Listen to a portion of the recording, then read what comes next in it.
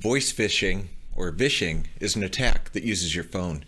In a vishing attack, the scammer will pose as a trusted individual or reputable organization in order to trick you into revealing sensitive data, installing malware on your computer, or taking some other action that's likely to lead to your harm. Vishing attackers often pose as a representative from a public utility, from law enforcement, or from some large corporation. Scammers might tell you that your account has been compromised. They may ask you for credentials, your passwords. They might recommend that you install security software so that they can run a scan on your computer. Oftentimes, vishing attacks include a threat of imminent disaster. They say things like, "We'll shut off your power unless you act now to bring your payment up to date." The key to avoiding being a victim is to never share personal information, never take action based on the request of someone that calls you out of the blue.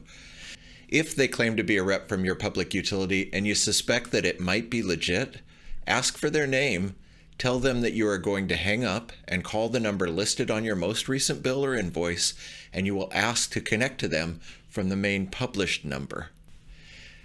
Vishing attacks are sometimes narrowly targeted and highly personalized. Just because someone name drops your boss or your coworkers, don't assume that you can let your guard down. Never give out sensitive information over the phone.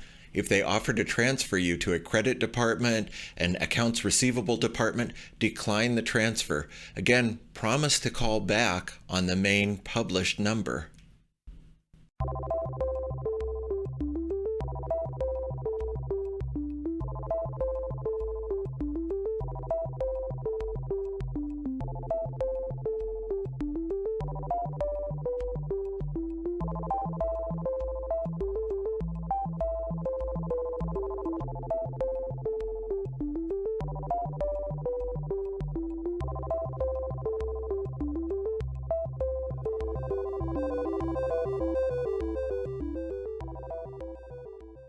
Hey, on a little bit of a side note, I'm not sure if you've noticed, there are links below these training videos. And maybe you haven't clicked on any of the links from the previous chapters, but the ones below this video are definitely worth checking out. I've included a link to an illustration of an ethical hacker demonstrating her vishing tactics. There's also a link to a story on my LinkedIn page about a kind of funny encounter I had with a vishing attempt.